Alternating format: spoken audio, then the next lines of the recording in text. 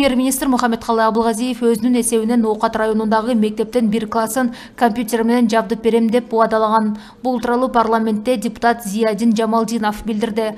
Анын айтымында 2018 жылы аталган райондо 5 Бурхан мектебинин ачылышы болуп, ага өкмөт башчы өзү катышкан.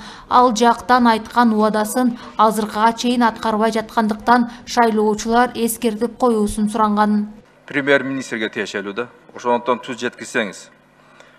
2018 жылы Ноокат районуна караштуу Бешбуркан айылында жаңы мектеп бүтүп, ачылыш аземи болгону. Ошол ачылышка барып, Мухаммедкалый Дүйшекевич катышып, ошо мектепке бир класстык толук компьютер менен белек деп айткан экен. Аны Ноокат районунун акими 3 күн ичинде беребиз деп убада беришкен экен. Мына толук азыр 1 жылдан ашык убакыт өттү, бир дагы компьютер келген жок. Же премьер-министр унутуп калганбы, шуну эстетип койсоңуздар деп шайлоочулар кайрылуу жазыптыр. Эми айтылгандан кийин мен ойлойм, бериш керек депчи. Ошого ушу эстетип койсоңуз, эгерде унутуп калсам.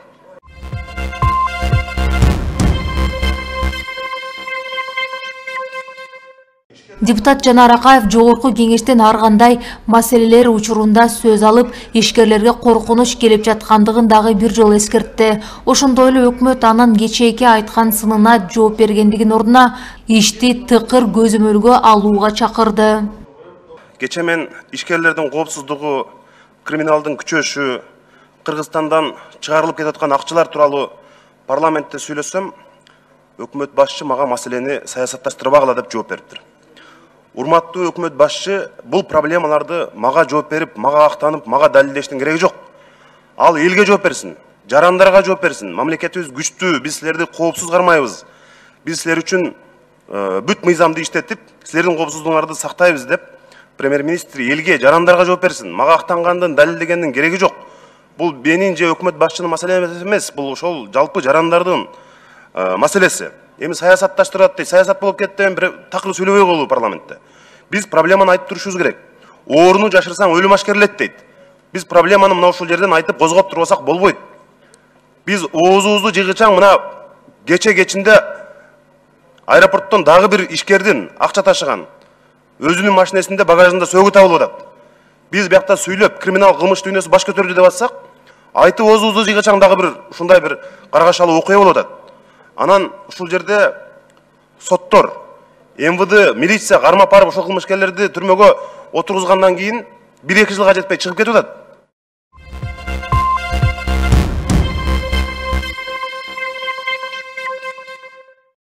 Кечээ 23 октябрда Манас эл аралык аэропортунун аймагынан бир адамдын сөөгү табылды. Чүй облустук ички иштер башкы башкармалыгынан билдиргендей, маркумду издеп Чүй облусунун Комсомол айылынын тургуну милицияга кайрылган.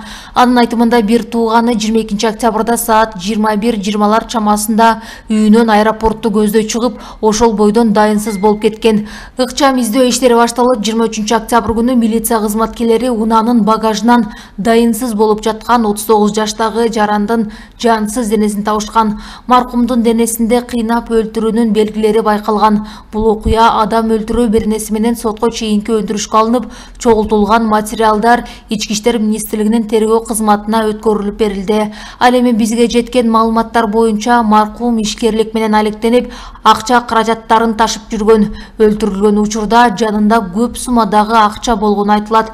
Эске салсак, кечээ 23 октябрда парламенттин жыйынында жеке ишкерлерге болгон кысым күчөп жаткандыгы айтылып, ишкерлерди коргой албаганы үчүн өкмөт сынга алынган.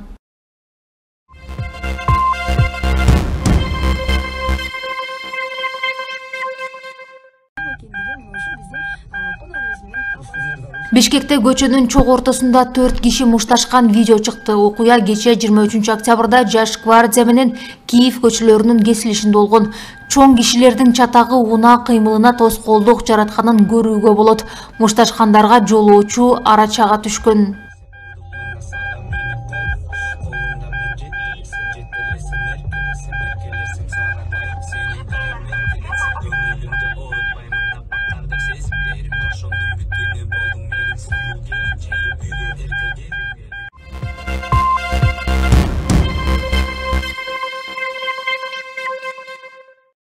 Бишкекте 83 жаштагы апаны почтадан чыккандан кийин тоноп кеткен жаран кармалды. Бул тууралуу шаардык ички иштер башкармалыгынын басма сөз кызматы билдирди.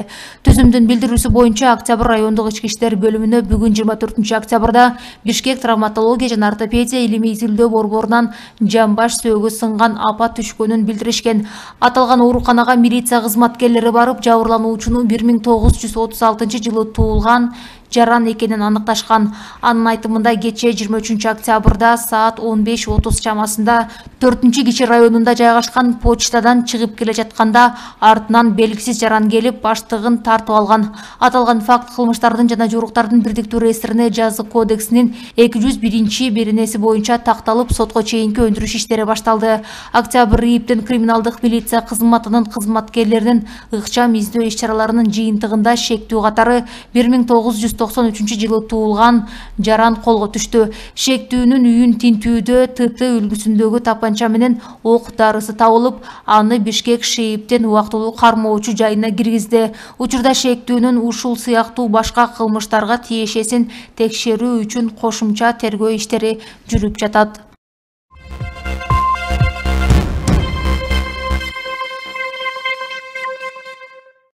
Ошто башкы штабтын кургактагы аскерлеринин бир жоокери качып кетти. Бул тууралуу жергиликтүү басылмалар жазды. Маалыматка караганда, жоокер номер 36-806 аскердик бөлүктө кызмат өтөп жаткан. Ал кызматтан баш тартып, чек араны мыйзамсыз кесип өткөн. Аны Өзбекстандын чек ара кызматы кармап, кайра кыргызстандык кесиптештерине өткөрүп беришти. Ал эми 1 жыл бою бөлүмдүн жетекчилигинин көзөмөлүндө болот.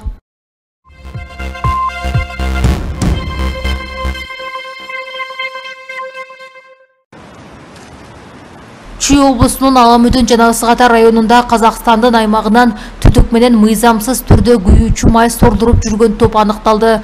Бул тууралуу экономикалык кылмыштарга каршы күрөш боюнча мамлекеттик кызматы кабарлады.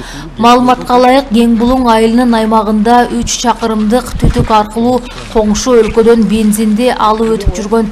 Күнүнө 100 тоннага чейин сордуруп турушкан. Бул факт боюнча териштирүү башталып, мамлекетке келтирилген чыгым эсептелип жатат.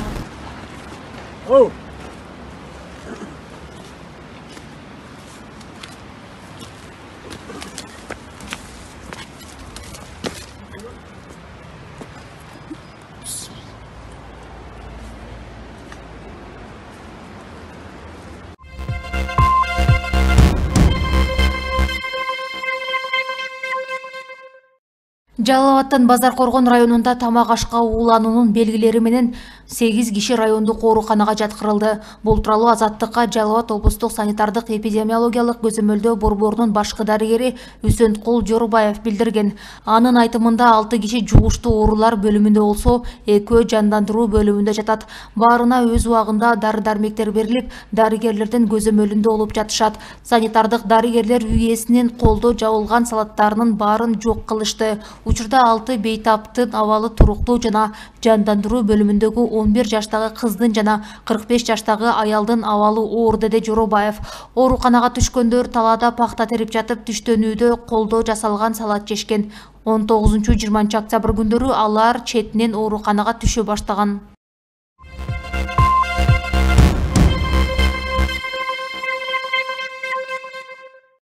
Германияда алтын түстүү ретвейер тукумундагы иттен жалбыздын өңүндө күчүк туулду. Бул туурасында Стерн басылмасы жазды. Сейрек түстө туулган иттин окуясы Германиянын Вермелькирхен шаарында катталган. Күчүктүн атын Махита коюшкан.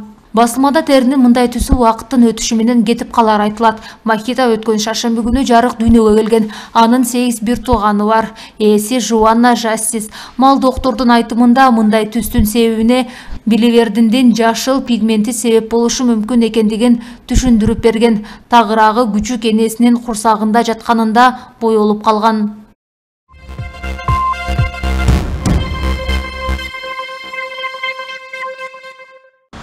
Бишкек шаарынын кичи райондорунун тургундарына бекер юридикалык кеңеш берүүчү тилектештик автобус 25 октябрдан тарта жолго чыгат.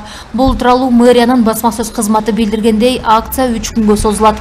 Алгачкы кеңеш берүү эртең Алтын Бешик, Көлмөл, Жеңиш, Буг Эне Багыш, Ак Ордо жана Ак Өргө конуштарында болору айтылууда. Маалыматта айтылгандай, муниципалитет аталган иш-чараны буунун баңгизат жана кылмыштуулук боюнча башкармалыгы, Кыргыз Республикасынын адвокатурасы жана Кыргыз Республикасынын юстиция министрлиги менен биргеликте уюштурушкан.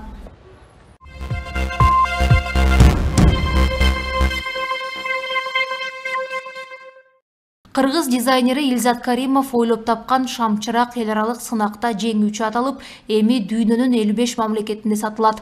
Ал эл аралык мантра свет все просто аттуу сынакка катышып жеңүүчү болду. Кыргыз дизайнеринин Гарза аталышындагы шамчырагы сынакта биринчи орунду алган. Сынактын калыстары катары архитектор, дизайнер жана ойлоп табуучулардан турган. Каримовдун шамчырагын испан фирмасы көп өлчөмдө чыгарып, дүйнөнүн 55 мамлекетинде сатып баштайт. Сатыктан түшкөн каражаттын бир канча пайызын 1 жыл бою шамчырактын автары алып турат. Ошондой эле сынактан Илзат Каримовго 2000 евро акчалай сыйлык ыйгарылган.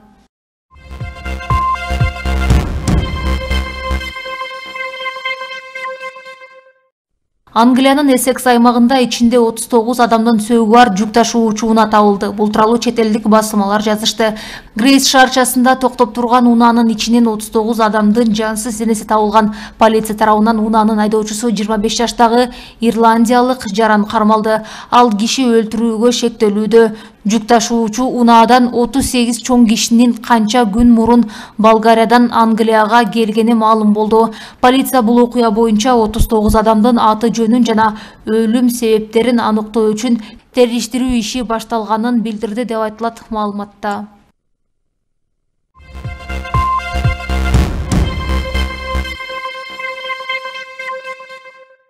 Ош облусунун аймагында жер титирөө катталды. Сейсмология институтунун маалыматына ылайык, жер титирөө кече 23 октябрь күнү болжол менен саат 14:16 Ош облусунун аймагында катталып, очогунда күчү 4 балга жеткен. Жер титирөө Алай районунун Бордөбө айылында 3 балга чейин сезилген. Жабыркагандар жана кыйроолор катталган жок.